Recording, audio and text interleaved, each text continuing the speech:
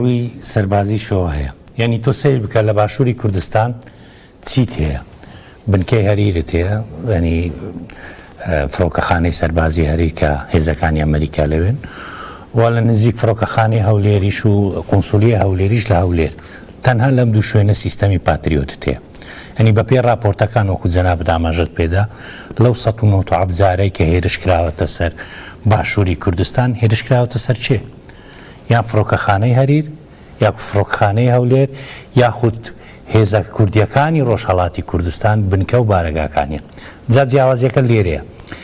لە سنووری هەولێر لە بەرەوەی سیستەمی پاتریۆت کارایە هەم لە فڕۆکەخانەی هەریر هەم لە فڕۆکەخانەی هەولێر زۆربەی ئەو موشەکانی کە دێن بۆ سەر هەولێر لە ڕێگای ئەم سیستەمەوە پوچەڵ دەکرێنەوە بەڵام ئەمە زیانەکەی ڕاستەخۆ بۆ هاوڵاتیانەوە کە ئەم موشەکە لە ڕێگای سیستەمی پاتریۆتەوە دەپێکرێ پڕشکەکانی دێنە سەر ئەرز لەوێندەر هاوڵاتی تووشی چەندین هاوڵاتی و ماڵی هاوڵاتیان تووشی زەرەر و زیان بووە بەڵام جیاوازیەکە لە هەولێر و سلێمانی زۆر جیاوازە تو سیر بکە جیاوازیەکە چییە؟ زۆربەی جیاوازیەکە یەک خاڵی زۆر جەوهەریە هێزەکانی ئەمریکا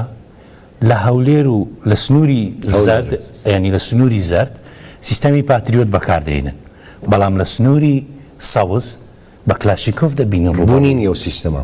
هەیە ینی لە هەولێرە بێت دەگاتە سلێمانیش بەڵام بەکاری نایەنن بۆچی بەکاری نایەنن ئەمە ئەوە دەردەخا کاتێک ئێران هێرش دەکاتە سەر هێزە کوردیەکە یعنی لە سنووری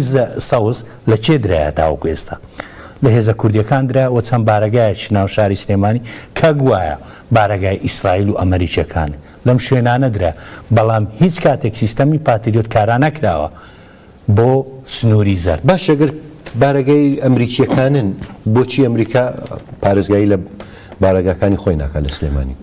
گومان دەکەم ینی بارەگا بێ ڕەنگە بە تاکتیکی شێوەیەکی ماوەیەکی دیاریکراوە ینی زۆربەی ئەو هێرشانەی یعنی یەک خاڵ زۆر گرینگە زۆربەی ئەو هێرشانەی کە ئێران دەیکاتە سەر باشووری کوردستان خۆ باش دەزانی بارەگاکانی هێزبەکانی ڕۆژهەڵات هەموو چۆڵ کراوە بەڵێ بێگومان بەشی زۆری ئەو گوایە ئەو ناوچانەی کە بارەگای ئیسرائیل یاخود ئەمریکیەکان ئەمانش هەروجودیان نمایان چۆڵ کراوە بەڵام تەنها بۆ ئەوەی لە ناوخۆی ئێران بڵێ ئێمە هێرش دەکەینە سەر بەرژەوەندەکانی ئەمریکا و هێرش دەکەینە سەر بەرژەوەندەکانی ئیسرائیل لە هەرێمی کوردستان بە هەمان شێوە بۆ سەر ئیسرائیلی شووە یعنی تۆ سیر بکە ڕۆژانە سەدان ڕۆکێت و درۆن هەم لە لوبنانەوە هەم لە ئێران ڕاستەخۆ ئاراستە ئیسرائیل دەکرێت لە ١٨ ئەو هێرشانە دەکرێت لە ئاسمان پوچەڵ دەکرێنەوە لەبەر ئەوەی هەر ڕۆکێتێک یاخود درۆنێک لە ئێرانەوە تا دەگاتە تەل ئەبیب ڕوبەڕووی نۆ سیستەم دەبێتەوە خاڵی یەکەمی سیستەمەکانی هەرێمی کوردستانە ئەوکو پێشتر باسم کرد دواتر لە ئوردن لە ڕێگای سیستەمی پاتریۆتەوە ئەگەر بەسەر سووریاشدا بچی لە ڕێگای فڕۆکە ئیسرائیل لی تەقێنێتەوە ئەگەر لەوێن دەریشەوە دەربچی لە دەریای ناوەڕاستەوە کەشتیگەلی هاوپەیمانان یان خود ئەمریکا ڕوبەڕووی دەبێتەوە اینجا دواتر 5 سیستەمی ئیسرائیل ناوخۆ ئیسرائیل هەیە بۆ ڕوبەڕووین بەڵام لەگەڵەوەش کۆمەڵێک سارۆخ درۆن ئەم بربەستانەدا دەپسرێنن دەگەنە ناو ئیسرائیل بەڵام بەگشتی ئەوەی لە هەرێمی کوردستانەیە یعنی یەک خاڵی زۆر جەوهەریە تاوەکو ئێستا سیستەمی بەرگری ئەمریکیەکان لە هەرێمی کوردستان تەنها بۆ زۆنی زەرد کاراکراوە بۆ زۆنی سەوز کارا نەکراوە زۆربەی هێرشەکانیش بۆ سەر زۆنی سەوز بۆ سەر بارەگای حیزبەکانی ڕۆژهەڵاتە بڵێ و زۆربەی هێرشەکانیش بۆ سەر شاری هەولێر بۆ سەر قۆنسولیە ئەمریکا و فڕۆکەخانەی هەریرە کەواتە ئەمە جیاوازیەکەیە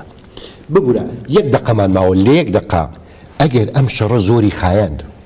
گەلۆ کاربەدەستانی حکوومەتی هەرێم پێشببینی ئەوەیان کردووە مەسەن خۆ ڕاستە کورد بەشێک نی لەو شەڕۆ شەڕی نێوان زلهێزەکان و هەژمونگەرەکانی ڕۆژهەڵاتی ناوەڕاست و نییە باش حکوومەتی باشوور پێشببینیەوەی کردووە کە پێداویستیە سەرەتایەکانی ژیان تا ڕادەیەک ئەوەندە زۆر بن کە بەشی چەندین مامکا بۆ ئەو گەلەی کە هەیە ئەگەر ئەمە ئەگەر لە شیمانەی درێژبوونەوە ئێوە 30 سانیە وەختت هەیە یعنی دەتوانم پرسیارەکە سیاغە بکەمەوە ئایا پێش شەڕەکە حکوومەتی هەرێمی کوردستان ئەمەی کردووە بێگومان نەخێر نە لە پێش شەڕەکە و نە لە ئێستا بەڵام ئێمە بینیمان کە بۆ ڕۆژاوای کوردستان یارمەتیکی زۆر ڕەوانەکرا لەلایەن گەلی باشووری کوردستانەوە بێگومان گەلی باشووری کوردستان زۆر جیاوازتر لە هێزەکان کاری کرد بەڵام ئەمە هێزە سیاسیەکان نەبوو زۆر سپاس بەرەزان